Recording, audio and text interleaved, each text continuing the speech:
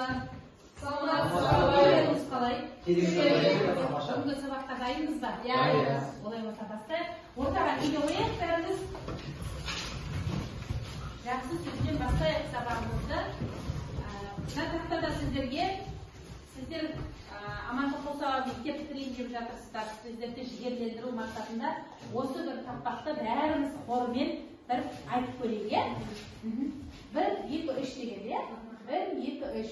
Адам игілмейтін білім бар ма? Жойқын істі тындырар күшің бар ма? Оқы, үйрен, жас ұрпақ бәрін меңгер, алға қойған мақсатын ісің бар да. Жарайсыңдар. Қаншама біздің алдымызда үлкен мақсаттарымыз бар, алуымыз керек асуларымыз бар, сондықтан біз барлық сабақта жақсы қатысып, жақсы меңгеруге тырысуымыз керек. Олай болса, орындарыңызға отыра қояйық.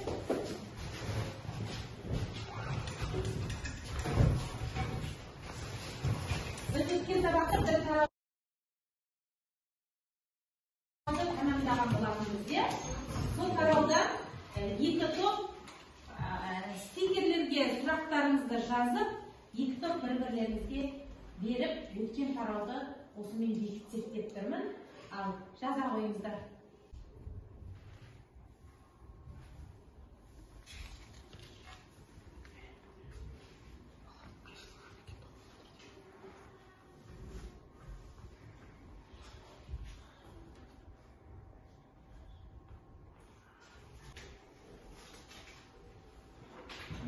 Болдықтар, олай болса тақтаға жазыстырайық, айтелік.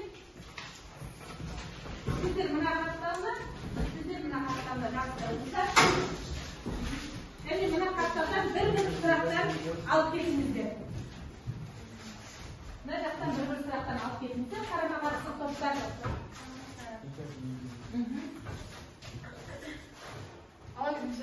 Қарама-қарсы топтардан ала қойыңыздар. Жаңағы сұрақтарға дайын оқушы бар ма? Апай. Өсімдіктер жасушаның созу жолымен өсіреді. Ол не? Ол гиберелин. Яғни фитогормонның бір түрі өсуге ынталандыратын гормондар. Дұрыс. Миоз дегеніміз ол жынысты көбеюдің бір түрі. Жыныс жасушаларының көбеюдің бір түрі. Апсиз дегеніміз ингибирлейтін фитогормонға жатады. Иә, фитогормонға жатады. Флоема бойында тасымалданады. Флоема бойында тасымалданады. Өсімдіктердің өніп өсуіне әсер ететін органикалық қосылыстарға неге жатады? Мен жауабым оған фитогормондар жатады, яғни гиберелин, апсис қышқылы деген сияқты бізде фитогормондар осы қызметтерді атқарады. Өсімдіктің өсуіне жатады. Этилен дегеніміз не? Яғни этилен дегеніміз ол жемістің пісуін стимулдап, өсу процестерін тежеп отыратын гормон. Ауксиндер қай жерде түзіледі? Ауксиндер сабақтың өсу нүктесінде және жас жапырақтарда түзіледі. Фитогормондар дегеніміз нелер? Яғни ол өсімдіктің өніп өсуіне әсер ететін органикалық заттар. Қалай? Ауксиндерге мысал келтіріп оған сірке қышқылын және де мысалдар келтіре аласың, иә? Жақсы. Бидайдың транспирация коэффициенті мен өтімділігін көрсетпеңіз. Бидайдың транспирация коэффициенті бізде 518, ал өтімділігі 1,93. Жақсы. Жарайсыздар, осымен біздер өткен тарауды есімізде қалғанын дәлелдеді. Біраз заттар есімізде қалған екен. Олай болса тақтаға назар аударайық.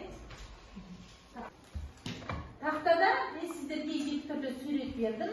Бұл суреттен не көріп тұрсыздар? Көбеюді көріп тұрсыз, мына жерде бізде не тұр? Суреті тұр, мына жерде ақшасының тұр, иә? Бұл екеуі қатысты деген сөз, уже көбею болды деген сөз, көбеюдің онда да жынысты көбеюдің, яғни аталық та, аналық та қатысады. Мына жерде біз не көрсетіп тұрмыз? көрсеттіміз.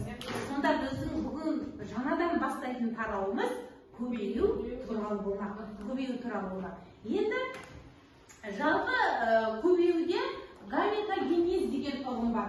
Гаметогенез ол гаметалардың дамуы. Гаметогенез.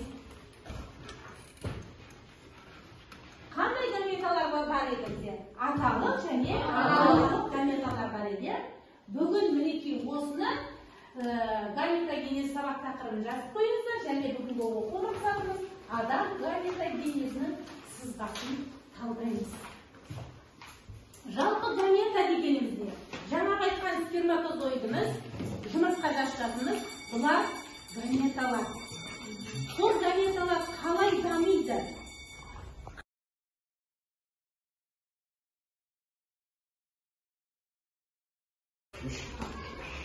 Сонымен бүгін сабағымыздың тақырыбы гаметогенез, оқу мақсатымыз адам гаметогенезінің сызбасын талдаймыз. Жалпы гамета дегеніміз не? Гамета дегеніміз аналық және аталық жыныс жасушаларына жыныс бездерінен бөлінетін жасушалар. Гаметогенезге қатыспайтын жасушалар бізде дене жасушалары болады да, гаметогенезге қатысатындар олар жыныс жасушалары бар. Олардың жиынтығы гаплоид болады, яғни бір N болады. Гаплоидты.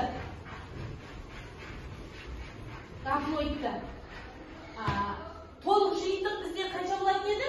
2N болады. 2N болады. Бұл 2N бізде 46 хромосомамыз болатын еді, хромосома. Ал бір N-де қанша хромосома болады? 23 хромосома болады, иә? Жақсы. Енді осында біздерге аталық гаметалар қалай дамиды, аналық гаметалар қалай дамиды, бүгін соның сызбасын талдаймыз. Бұл екі дамудың өзіндік ерекшеліктері бар екен. Біреуі 3 сатыдан тұрса, біреуі 4 сатыдан тұрады екен. Осы сперматогенез бен абогенезді екі топқа берілген бір мәтінде оқып, мына тұжырымдамалық картаға түсіресіздер. Сіздерге абогенез, ал сіздерге сперматогенез.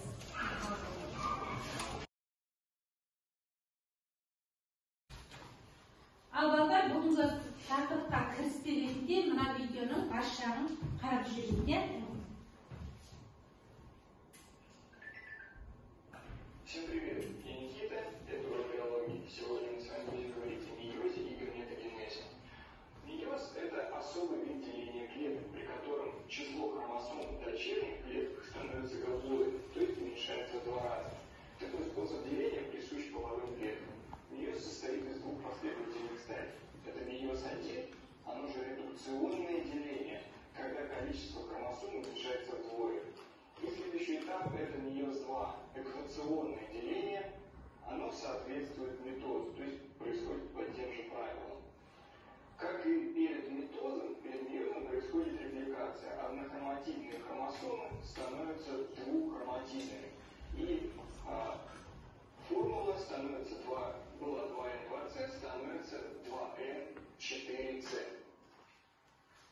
В мейозе 1 профазе происходит 2 очень важных события. Эти события характерны только для профазы мейоза 1.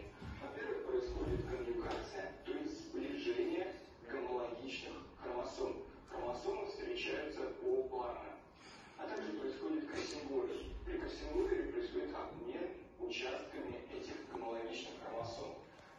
Набор мы видим тоже 2N4. Так, балдар, дайынбызға топтар? Келе қояр? Ортаға шығай. Кел.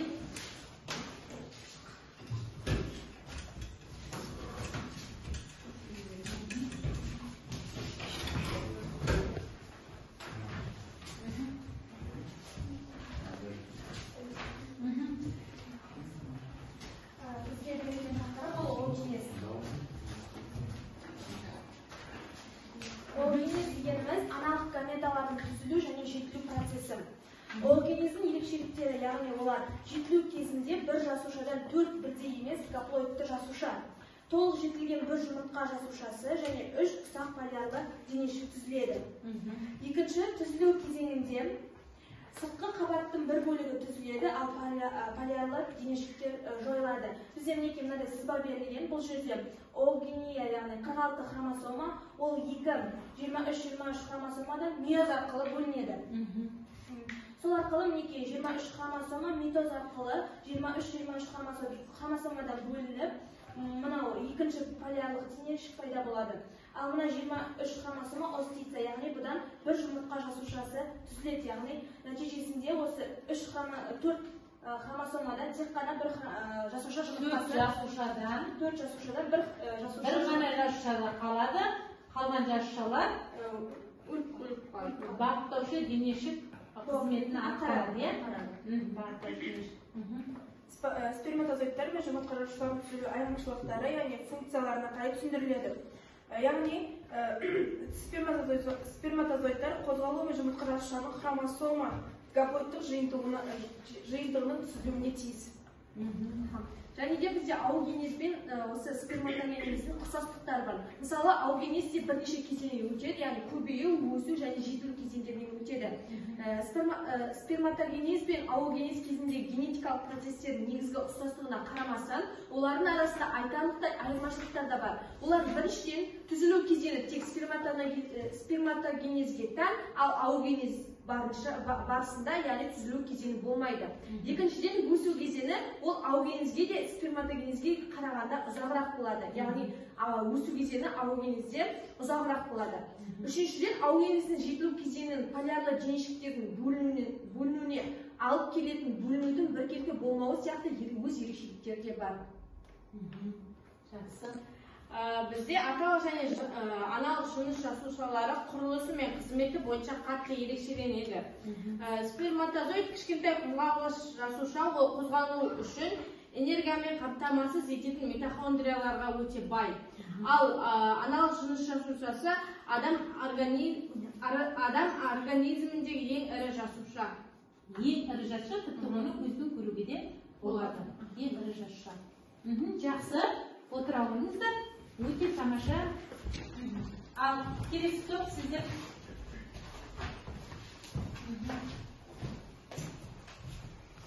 Бізге берілген тақырып ол бізде сперматогенез деген тұжырымды түсіндіру керекпіз.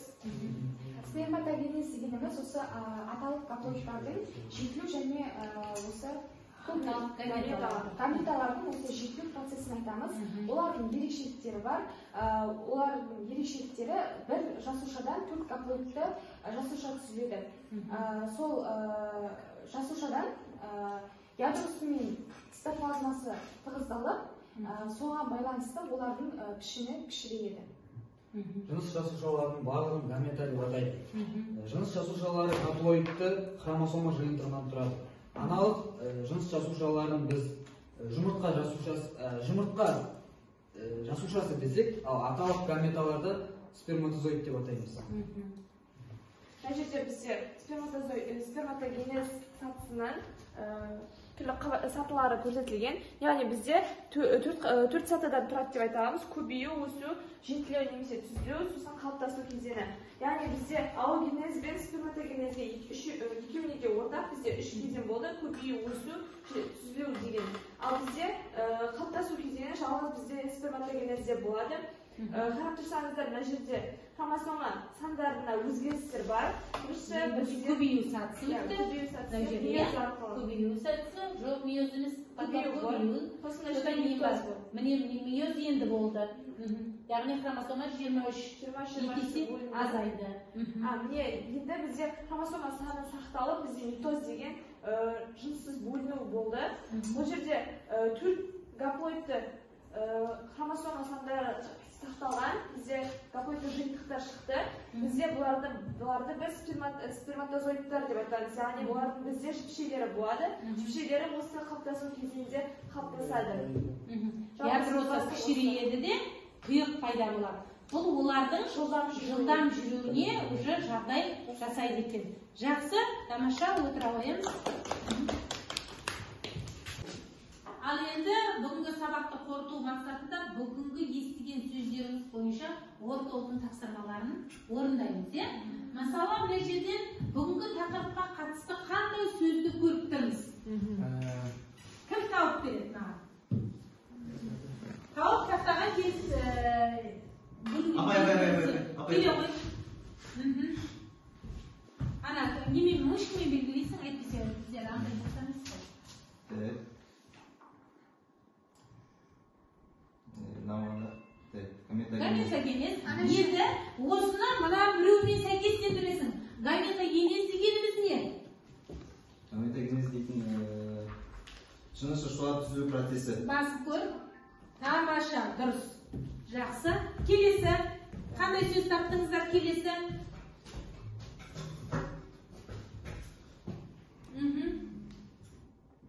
Апай. Келе ғой, құралай.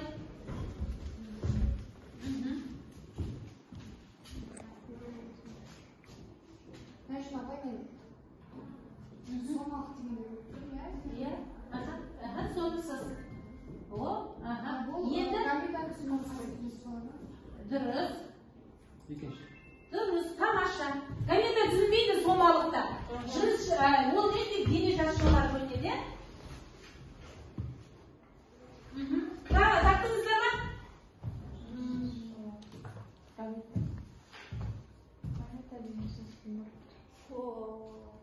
Апай. Келе ғой. Дұрыс келе ғой.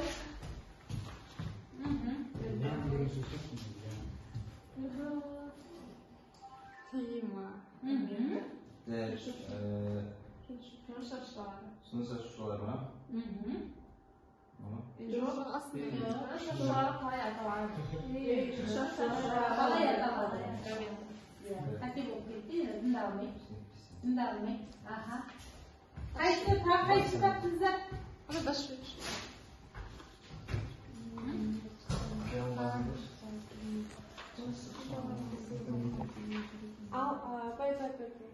Келе ғой.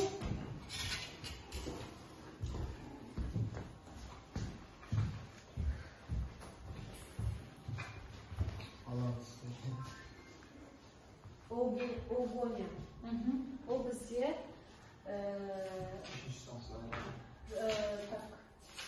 жыныс жасушалары митоз арқылы көбейіп жүретін орын.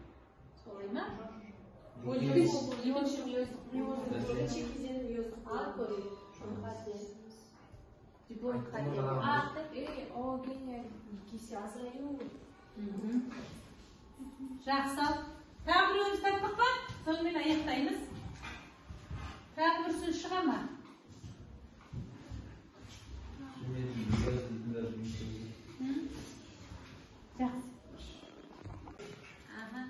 Жақсы, бүгін сонымен гаметогенез туралы толық ақпарат алды деп ойлаймын. Сперматогенезден оогенезді бір-бірінен салыстырып сипаттадық. Біздегі оқу мақсатымыз осы болатын. Олай болса, осы тақырыпты терең оқып, 27-ші параграфты үйден оқып келесіздер. Және тақырып соңында кездескен сұрақтарға жауап береміз. Және кестені толтырып келеміз. Жақсы, рахмет, сабақ аяқталды.